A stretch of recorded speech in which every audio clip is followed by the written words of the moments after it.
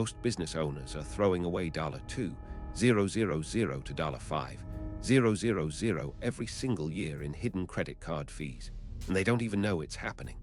I'm David Chen, and I've spent the last decade helping business owners optimize their credit.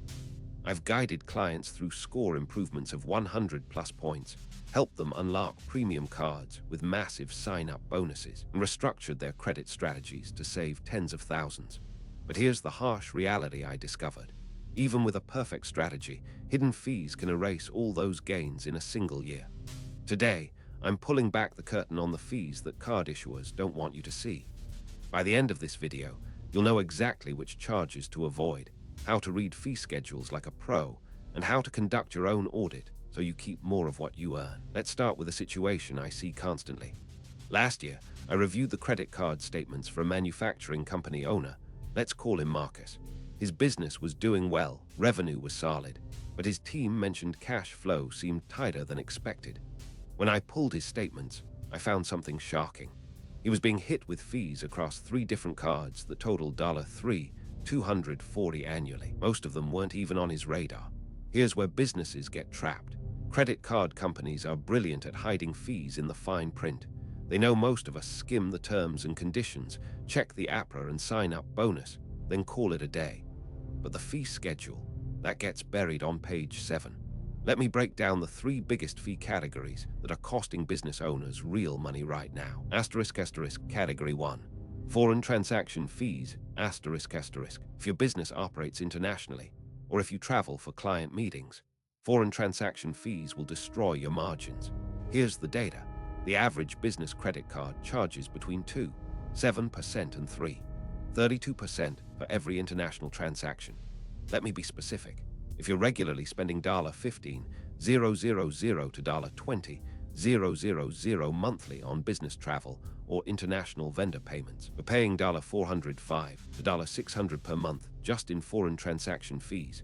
That's $860 to $7,200 annually. I worked with a tech consultant last year who was frequently traveling to Canada and Mexico for client work. Her primary card, a business Amex Blue Cash, beautiful card, great earning rate domestically, but it carries a 7% foreign transaction fee. Over 8 months, she accumulated $850 in avoidable foreign transaction fees. She didn't even notice because the charges were scattered across transactions. The solution exists. Cards like the Chase Sapphire Preferred and certain premium travel cards charge 0 foreign transaction fees. Yes, they have annual fees, typically $95 to $195.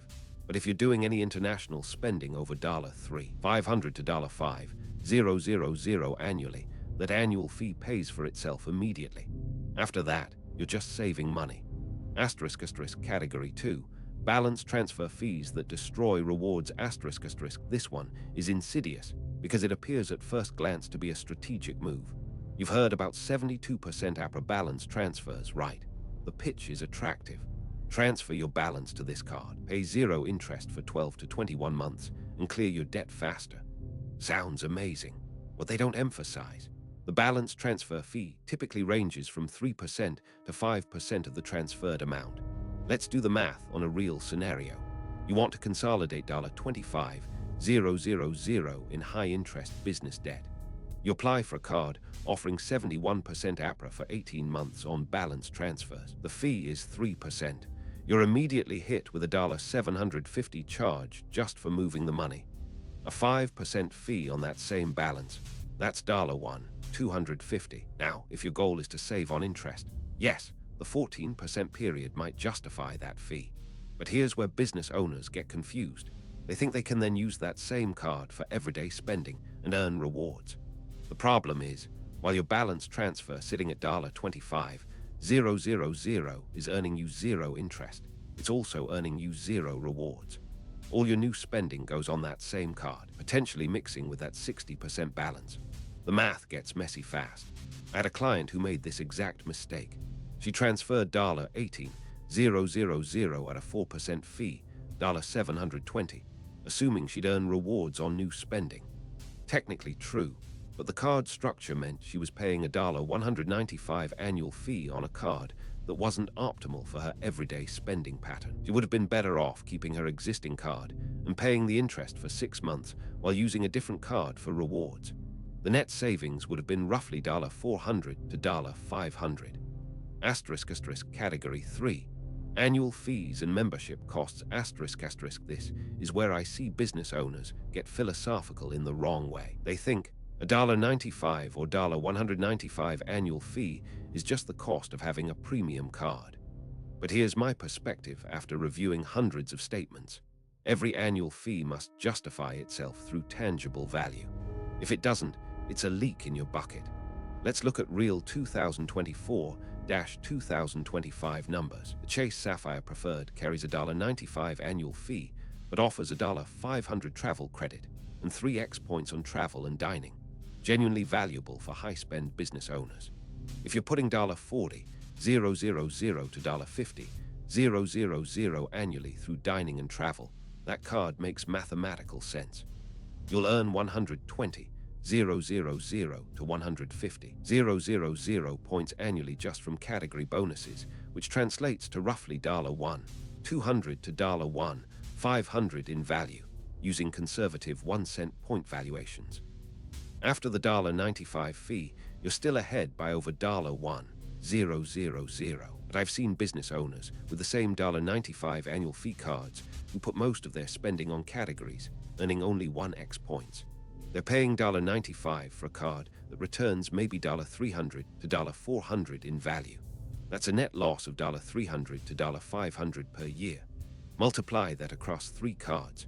That's $900 to $500 in pure waste.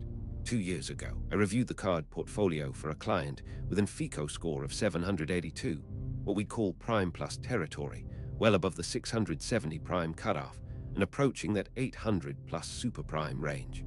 She had 4 different business credit cards, each with annual fees. 3 of them were providing minimal value. I helped her consolidate to just 2 cards that aligned with her actual spending patterns.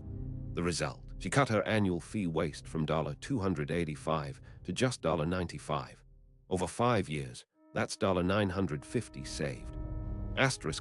The overlooked fee. Cash advance fees. Here's a fee that business owners trigger without even realizing it. Cash advance on a business credit card typically costs 3% to 5% plus daily interest, a much higher APRA than your purchase rate, sometimes 25% to 30% APRA. I mention this because I've had clients who grabbed cash thinking they were using their card normally, only to discover days later that the transaction was classified as a cash advance. Certain ATM withdrawals, wire transfers, or money orders can trigger this. On a $2,000 withdrawal, you're looking at $60 to $100 in fees plus immediate accruing interest. Avoid it completely. The process. How I audit credit cards for hidden fees. Here's my methodology. I pull the fee schedule, not the marketing materials, the actual fee schedule, and I document every charge category. 1. Annual fees, with any included credits. 2. Foreign transaction fees. 3. Balance transfer fees. 4. Cash advance fees. 5. Late payment fees. 6. Overlimit fees. 7. Expedited replacement card fees. Then I model actual spending. If you do $80,000 in annual business, spend with 20% international and 80% domestic, I calculate what each card would actually cost you in fees, not just the headline APRA. Here's the shocking part. I've seen situations where the card with the better 32% APRA promotion was actually costing clients an extra $400 to $600 annually because of hidden fees they didn't account for. Your action steps. First, pull all your business credit card statements from the past 12 months. Run a search for the word fee. Tally every charge. You'll likely be surprised. Second, for each card, locate the official fee schedule. Calculate your actual annual cost. Annual fee plus estimated ongoing fees based on your spending pattern. Third, compare cards with the same earning rate but lower fee structures. Sometimes a card with a slightly lower rewards rate but 0 annual fee actually puts more money in your pocket. Fourth, audit your credit utilization alongside fees. You want to stay below 30% utilization, and ideally under 10% for optimal FICO impact. That's because credit utilization accounts for approximately 30% of your FICO score. If you're carrying $15,000 on a card with a $50,000 limit, you're at 30% utilization, which is acceptable but not optimal. But if you're carrying that balance and paying $200 plus monthly in hidden fees, you're losing on two fronts. Your score is being dinged, and you're hemorrhaging cash. Marcus, the manufacturing owner I mentioned, after we restructured his cards and eliminated the unnecessary annual fees while consolidating around two strategically chosen cards with zero foreign transaction fees, he saved $3,240 in the first year. But beyond that, his credit mix improved because he closed redundant accounts. And when average account age shifted from 6 years to 8 years, credit age accounts for roughly 15% of your FICO score. His FICO improved by 14 points. That 14-point jump meant better terms on his business line of credit, which saved him another $100 in annual interest. That's not an accident. Fees, credit structure, and score are connected. When you eliminate fee waste, you have more capital to strategically use credit. When you use credit strategically, your score improves and your